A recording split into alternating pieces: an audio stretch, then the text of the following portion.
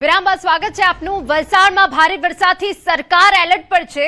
Deputy CM Harsh Sanghavi Naresh પટેલને જવાબદારી સોંપાઈ। આલોક પાંડેને તાત્કાલિક વલસાડ જવા સૂચના અપાઈ છે।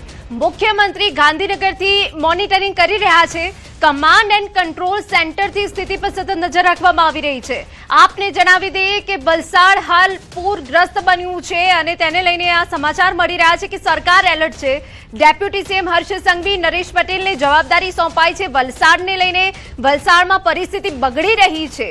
આલોક પાંડેને તાત્કાલિક વલસાડ જવા સૂચના અપાઈ છે અને સાથે મુખ્યમંત્રી ભૂપેન્દ્ર પટેલ ગાંધીનગરથી મોનિટરિંગ કરી રહ્યા છે।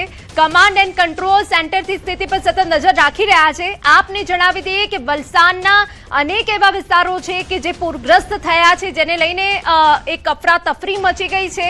દાણા બજાર કે જ્યાં પાણીમાં ગરકાવ થઈ ગયું છે, વેપારીઓને એક મોટું નુકસાન છે અને હજુ પણ વલસાડ પર આકાશી ઘાત છે, એટલે કે ભારેથી અતિભારે વરસાદ પડી શકે છે। તે વચ્ચે સરકાર એલર્ટ બની છે। ડેપ્યુટી સીએમ નરેશ પટેલને જવાબદારી સોંપાઈ છે। નરેશ પટેલે ટેલિફોનિક વાતચીત ન્યૂઝ 18 સાથે પણ કરી છે।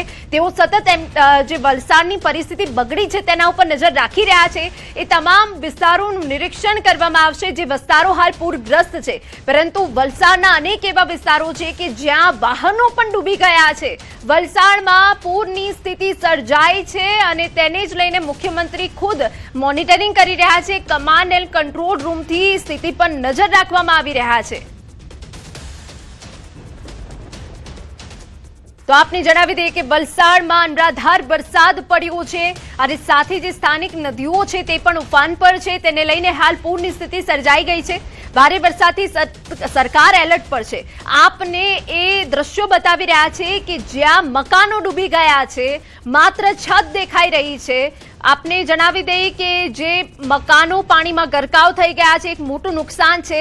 પહેલા માળ આખો જે છે એ ડૂબી ગયો છે વલસાડમાં। આ દાણા બજારના એ દ્રશ્યો અમે આપને બતાવી રહ્યા છે કે જે સંપૂર્ણ પાણીમાં ગરકાવ થઈ ગયું છે। દાણા બજાર નહીં પણ જાણે કે નદી હોય તે પ્રકારના દ્રશ્યો અત્યારે સામે આવી રહ્યા છે।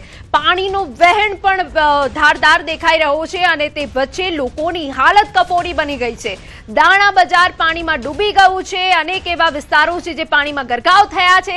લોકો ઘરની છત ઉપર, ધાબા પર આશરો લેવા માટે મજબૂર બન્યા છે અને હજુ પણ સ્થાનિક જે નદી છે ઉફાન પર છે। લોકોને સાવચેત રહેવા એક તરફ અપીલ કરવામાં આવી છે। કમાન્ડ એન્ડ કંટ્રોલ સેન્ટરથી સ્થિતિ ઉપર સતત નજર રાખવામાં આવી રહી છે। આપને જણાવી દઈએ ડેપ્યુટી સીએમ હર્ષ સંઘવી અને નરેશ પટેલને જવાબદારી સોંપાઈ છે।